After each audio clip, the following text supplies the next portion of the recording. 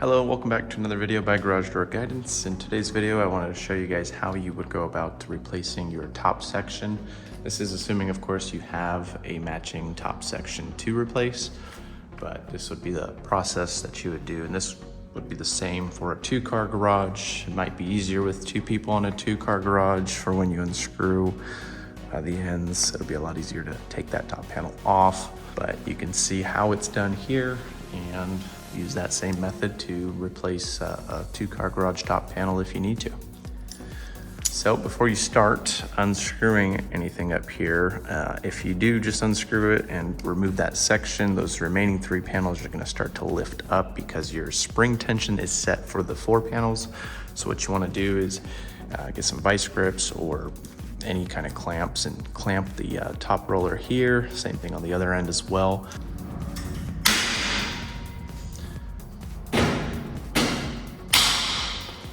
That'll prevent the garage door from lifting up as we unscrew and remove all of this. We'll start with this left side here.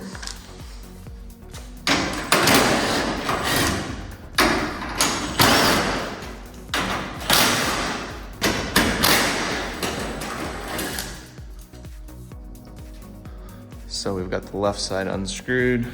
Some of the garage doors on the 2 cars as well, you'll have a brace or a support going across the top.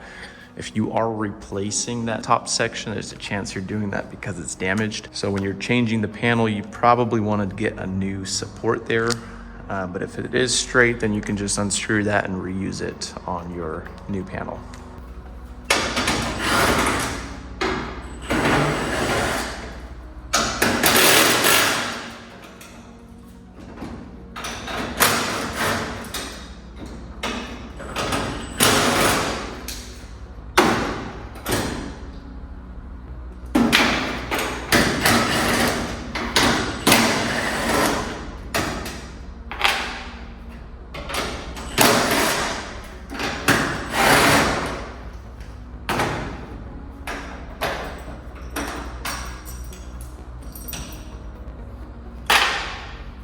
This is in the way, you pull on that, slide it back, and from here, just lift. So at this point, assuming you do have the new panel here, you may just want to put one of these top roller brackets back on just to make it easier to start putting this all back together. You do want to make sure this is loose because you're going to have to adjust that once you have the panel on. But we'll go ahead and put this back on. We'll show you how to put that whole panel back up. You should have at least one hole somewhere that you can use a little lower than the top, simply because if you have a support, you have to keep that space for the support. But we'll put one of these brackets back on.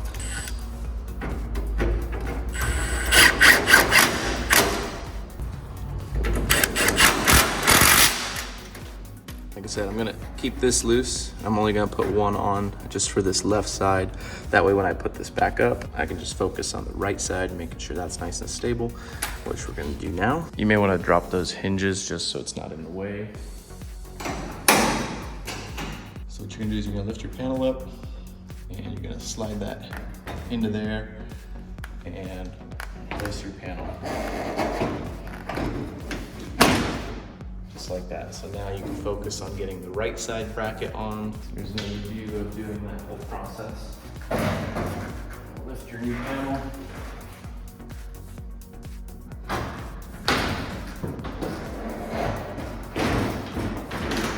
Slide it down, and again, now we can focus on working on this side here. Again, if you have somebody to help you hold this up so it doesn't fall down on you, that'll definitely be a good thing.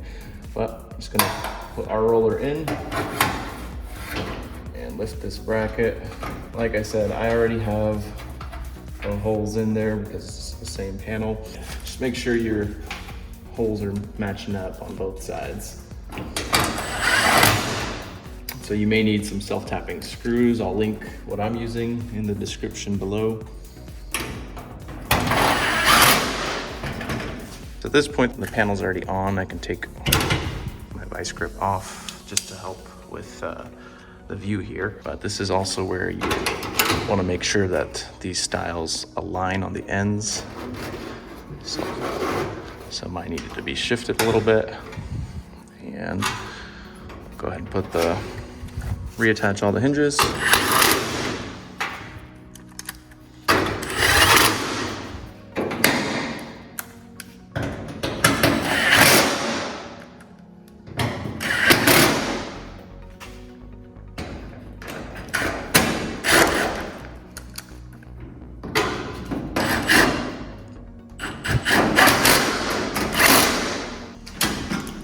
Like I said, if you have that support going across the top, you do want to put that on at this point. Usually you just need some self-tapping screws to do that. I'll link that in the description below, as well as a new support if you do need an entire new strut up there, because that keeps your whole top section nice and strong, because your opener pulls from that point, and so it's likely to bend if you don't put one of those struts. So right now that top is just loose, this bracket here. So normally what you want to do is push the panel up into your trim, and you want to pull this out, and that's when you would tighten it. So again, push forward, pull it out so it's nice and tight. We'll tighten that up.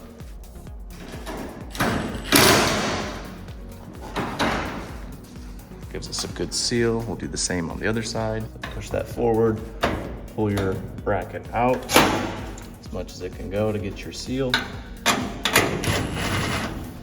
Sometimes you may need to push that little nut up here.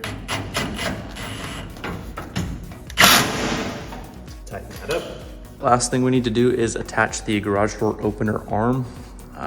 Mine is in the closed position, as yours should be. If it is not, press the button so that it is in the closed position. Obviously it's not attached, so that little trolley will just run to somewhere down here. At which point, you want to take your trolley arm and latch it into that. So various ways depending on the opener, but for the most of the garage door openers, you'll pull this guy, you'll pull the string down and kind of forward and then push it into that. That's when you'll get that nice click. So this tells me that when I reattach this guy to my new top panel, because we don't have those existing holes, it'll tell me that when it's reattached, that's gonna be where it will travel to every time now. Once you have this in this position, you just screw that back in. One thing I do like to do is kind of put a little bit of pressure on the door, whether it's with your foot or with your hand. Put this up like that, just a little bit. That'll ensure that once I do press that button and it closes, it'll be a nice tight seal. So you just push a little bit of pressure down so it's nice and firmly closed, and then put this bracket here and reattach it.